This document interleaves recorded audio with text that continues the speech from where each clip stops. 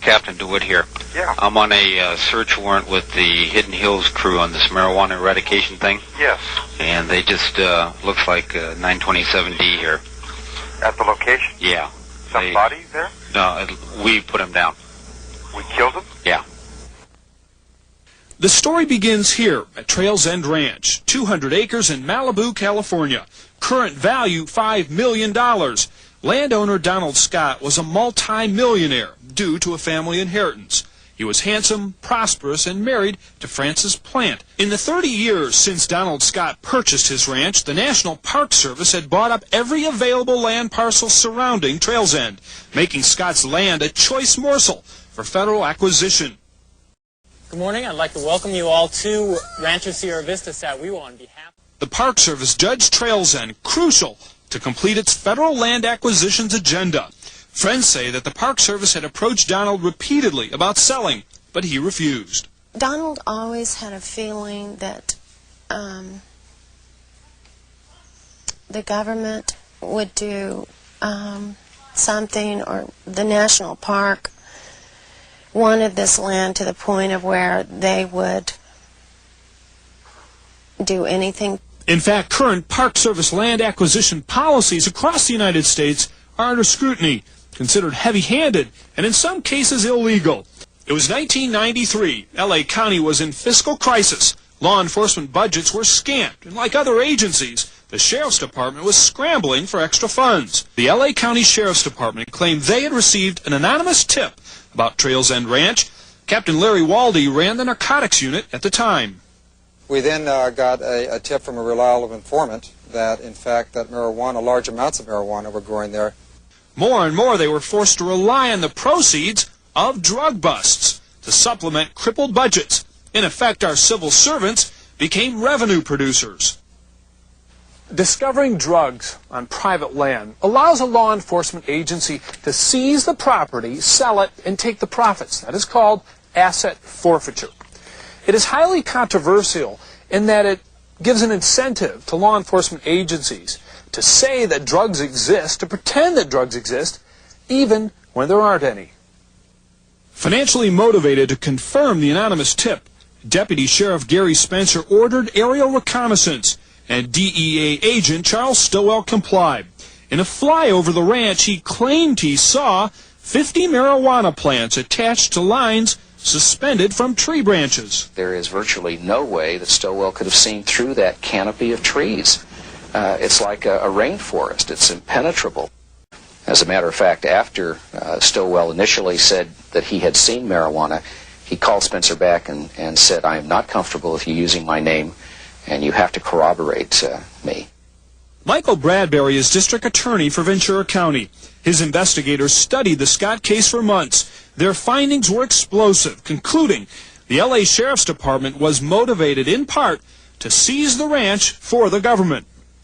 I think Agent Stowell was under tremendous pressure from the Los Angeles Sheriff's Office in the person of Deputy Spencer to come up with the opinion that marijuana was being cultivated on the ranch. Despite Agent Stowell's reservations, the Sheriff's Department marshaled ground teams from the National Park Service and the Border Patrol. But even their ground surveillance turned up no marijuana. Nevertheless, law enforcement still commandeered a search warrant and ordered the troops to move in. 27 people were at the scene. There were at least 5 different agencies. We had the National Park Service there because we worked with them in dealing with the marijuana eradication program. LAPD was there and DEA was there. Coupled with that is the National Guard that we worked with. There was a crash and the house started shaking. And when I first realized it wasn't an earthquake, and I saw a man's face looking at me through the window. Here these men come running towards me, and I'm backing into my living room, screaming, "Don't shoot me, don't kill me." My husband heard me, and he came out into the living room screaming, "Frances, are you all right?" And he had his gun pointed up in the air, and he looked at me, and they yelled, "Put your gun down, put your gun down, put your gun down." It was just pointed up in the air.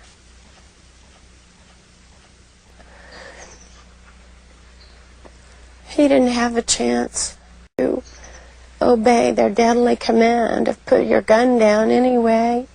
This picture of these men was taken moments after they killed him by their own sheriff's department, and they're smiling like I don't know what. The troops searched the entire property, including a grove of trees where the 50 marijuana plants were allegedly spotted by aerial reconnaissance. And there was no marijuana. But we found some lines suggesting the block and tackle method on some of the trees in that general vicinity. There's no evidence that there were ropes and lines there. I will never be able to be convinced they came here to serve a search warrant. So why did 5 government agencies storm the house that morning? Was the raid on Donald Scott's property part of a government conspiracy to obtain his land for the Park Service under asset forfeiture laws? Does that sound too far-fetched to you? Not if you consider the findings of the DA's office. Curiously, the district attorney's investigation yielded these documents. They were passed out during a briefing before the raid, a property appraisal of the 200-acre ranch and a map, including a notation by Agent Stowell that a neighboring 80-acre parcel had recently sold for $800,000. The district attorney doesn't understand why a search for drugs would include such information unless seizing Scott's land was law enforcement's motive. And Francis's nightmare just kept getting worse. Months after Donald's murder, the ranch house burned down. Francis says it may have been arson. The house is burned down because the national park refused to let the Ventura Fire Department put out the fire. They could have made a very simple fire break. They had all their equipment there just to make one little fire break, and the national park stopped them. They said it is against our park policy to disturb the natural beauty of our park land. And now, guess what? Now the IRS wants to force a sale of this land to make us pay death taxes. So let me get this right. One agency of the government comes in and kills your husband, and now that he's dead, another agency of the government comes in and wants the land.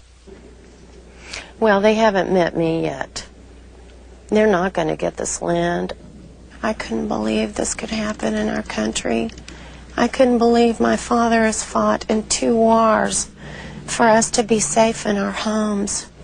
And for this to happen in America it's unbelievable.